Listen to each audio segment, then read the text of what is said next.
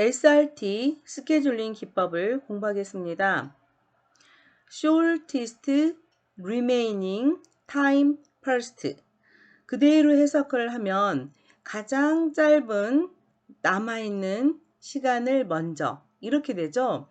그래서 남아있는 시간 중에서 가장 짧은 작업부터 수행하는 스케줄링이 되겠습니다. 남아있다는 말을 생각하면 하다가 중단되어 있기 때문에 남아있는 거겠죠. 따라서 이 기법은 선점 방식이 되겠습니다. SJF라고 해서 앞부분에서 살펴봤던 스케줄링 방식이 있어요. Shortest Job First라는 방식이 있는데요. 가장 짧은 작업부터 수행해줬던 방식입니다.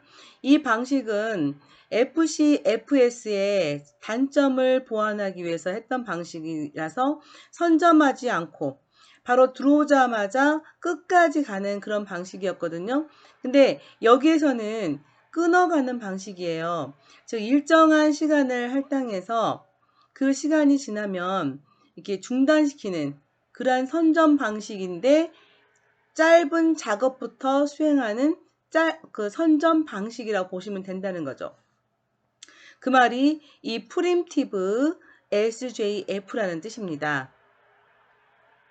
자, 이 방식은 우리가 이제 라운드 로빈처럼 시간을 할당해주고 중단해서 다시 시작하고 이런 방식이다 보니 시그널 시스템에서도 사용을 할 수 있는 그런 방식이라는 점이고요. 자, 새로 도착한 프로세스를 포함해서 처리가 완료되는데 가장 짧은 시간이 소요된다고 판단되는 프로세스를 먼저 수행한다. 자, 이렇게 그대로 적어놓은 학생들도 있거든요. 이것보다 이해를 해서 본인이 생각한 대로 쓰시면 돼요. 이 SRT를 설명하라 그랬을 때 SJF 기법의 선점 방식을 도입한 방법 이렇게 쓰셔도 되고요.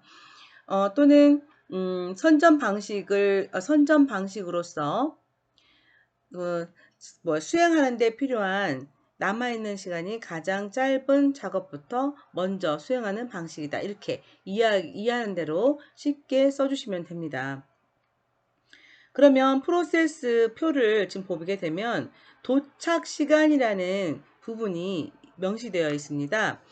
앞부분에 있었던 그 알고리즘들은 이 프로세스와 수행 시간이 있었고 그 다음 우선순위 방식에서는 우선순위가 있었어요. 근데 이번에는 도착 시간이라는 것이 명시를 명확하게 해놓고 있네요. 자, 프로세스 1부터 제일 먼저 도착한 프로세스 1부터 시행을 시작하는데 이게 지금 프로세스 1이 도착했을 때 다른 프로세스는 없어요. 프로세스 1만 있잖아요. 0이라는 시점에서. 그래서 경쟁이 없어요. 무조건 프로세스 1이 실행이 되는 겁니다. 자, 시작 시간, 이제 시간의 의미로 봤을 때 0시간, 1시간, 2시간, 3시간의 이 시간 단위가 있을 때요. 이거는 진짜 1시간인가요? 그 시간이 아니라고 그랬죠. 1분인가요? 1분이 아니에요. 그냥 단위라고 보시면 돼요. 그래서 0단위. 제가 시간이라고 하니까 1시간, 2시간, hour라고 생각하실까봐 다시 말씀드리는 거예요. 그냥 시간 단위예요. 0단위였을 때 경쟁 대상이 없어서 P1이 실행이 들어갔습니다. 그런데 시간이 1이 됐을 때 경쟁 대상이 왔어요. P2라는 프로세스가 들어왔네요. 작업 큐에. 그러면 이때 계산을 하는 겁니다. P1과 P2가 두 개가 있을 거 아니에요. 이때 실행 시간이 얼마인지를 계산하는데요. 1인 시점에서 P1은 6만큼을 실행해야 되는데 1만큼 실행했으니까 5가 남아있을 거예요. 그쵸? 그리고 P2는 4잖아요. 그러면 4가 더 적죠. 따라서 P1은 중단 그리고 P2가 시작을 합니다. 이거를 문맥 교환이라고 하죠. 그래서 P1과 P2가 문맥 교환을 합니다. 그래서 P2가 실행에 들어갑니다. P1은 5가 남았겠네요. 자, P1은 5가 남았어요. 그리고 P2가 들어가서 이제 시간 단위가 2가 됐을 때 P3라는 프로세스가 도착을 했습니다. 이때 P2는 1에서 들어와서 2의 시점이기 때문에 1만큼 한 거잖아요. 그래서 3만큼 남았네요. 지금 제가 남았단 말을 써버린 것은 교체를 했다고 생각하고 써버린 경우죠. 얘가 P3가 2니까 3이면 당연히 교체가 일어날 거 아닙니까? 그래서 P3하고 P2가 문맥 교환이 일어나서 P3가 CPU에 들어갑니다. 자, 시간 2라는 시점에 도착 시간 2라는 시점에 됐을 때 보겠습니다. 도착 시간 2라는 시점에서 P3가 도착해서 했고요. 이번엔 도착 시간 3이라는 시점을 볼게요. 그럼 3이면 한 이 정도, 이 정도 되겠네. 반절 정도. 여기 3이라고 봅시다. 3이 됐을 때 P1은 당연히 5, P2는 3. 자, P3는 1이 남아있을 거예요.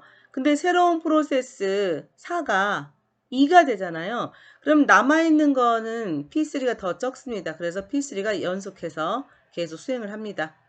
그래서 P3는 완료까지 가겠네요. 그러고 나서 이제 작은 걸 따져볼게요. 그러면 5, 3, 2, P4가 작잖아요. 2로. 그쵸? 그래서 P4가 실행을 합니다. 그리고 그 다음에도 이제 계속 P4는 더 적어질 수밖에 없겠고 5, 3은 그대로이기 때문에 P4가 끝까지 하겠네요.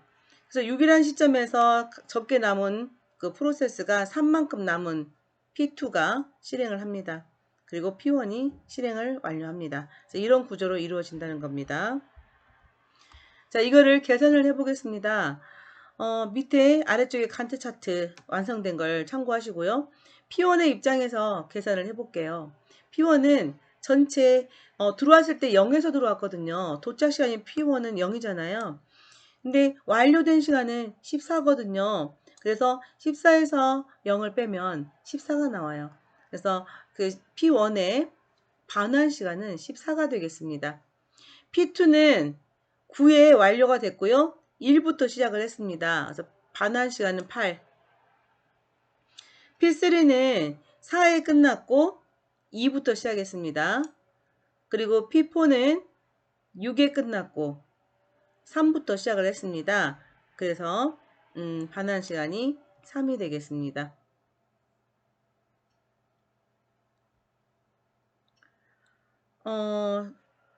잠깐만요. 여기 3, P4. P4가 이만큼 했죠? 여기가 4가 돼야겠네요. P3. 여기 오타가 났어요. 여기 4예요, 4. 여기 잠깐만. 6이고 600이 4가 되겠죠. 그런가요? 자, P4가 6에서 끝났고요. 그 다음에 P4는 4에서 시작한 거 맞죠? 네, 그러네요. 그런가요? 아닙니다. 이게 이렇게 계산할까봐 저도 가끔 이렇게 헷갈려서 이렇게 계산할 때가 있었거든요. 학생들 이렇게 계산할까봐 유도했는데 맞게 들렸나요? 도착 시간을 따져주셔야 되는 거예요. 그래서 도착 시간에 P4는 3에 도착을 했거든요. 그래서 3을 빼주는 겁니다. 여기 3 맞습니다. 3. 그래서 3이에요. 자, 이렇게 다 더해서 4개로 나누어주면 6.75가 되겠고요. 자, 평균 대기 시간을 보겠습니다. P1 같은 경우는 처음부터 시작을 한번 했죠. 그래서 대기 시간 없습니다. 자, 문맥 교환이 한번 일어났잖아요. 처음에는 문맥 교환이 없었으니까 0이고요. 그 다음 한번 끊어졌죠. 그 다음 얼마만큼 대기를 했냐면 그 다음 시작점을 찾아볼게요. 그 다음 시작점이 9죠. 그 다음에 끝나는 점이 1이잖아요. 그래서 8만 여기 901, 즉 8만큼을 대기를 했습니다. 자, P2 입장에서 보겠습니다. P2는 어디서 끝났냐면 대기 시간. P2가 6에서 6까지 대기를 했죠. 그죠? 자, 6까지 대기를 하고 그 다음에 앞에서 또 대기했던 시간이 또 있습니다. P2가 들어오는 시간을 보겠습니다. P2는 1. 1만큼 대기하고 그 다음에 3만큼 대기했으니까 4만큼이 되겠네요. 제가 계산을 이렇게 해놨지만 이 처음에 1만큼을 원래 1에 도착했는데 2에 시작했잖아요. 그러면 요만큼을 대기했죠. 그리고 여기 4부터 시작을 했잖아요. 자, 이렇게 얼마만큼 기다렸는지 대기 시간을 그대로 따지다 보면 좀 복잡하니까 제가 앞부분에 FC, FS나 짧은 잡 그거 할 때 어떻게 계산했냐면 앞 시작점 그렇게 했었죠. 근데 우리도 그렇게 계산해봐요. 6, 그 다음에 얘가 여기서 완료된 시점 빼기 2 해서 4만큼 기다렸습니다. P3는 기다림이 없이 바로 했죠. 자, 그 다음에 P4는 4에서 1만큼, 3만큼을 빼서 1만큼 기다렸네요. 이렇게 해서 전체를 더해서 계산이 됩니다. 이거 보고하면은 되게 쉬워요. 저 지금 보고 설명하잖아요. 그런데 이걸 보지 않고 이 표하고 이 간트 차트, 표만 보고 간트 차트를 그려내는 거. 그리고 간트 차트만 보고 이 평균 대기 시간과 평균 반환 시간을 계산하는 거. 이거 쉽지 않거든요. 그래서 이거를 스스로 해보는 게 좋습니다. 화상 강의 시간에 이거 해볼 시간 가져보겠습니다.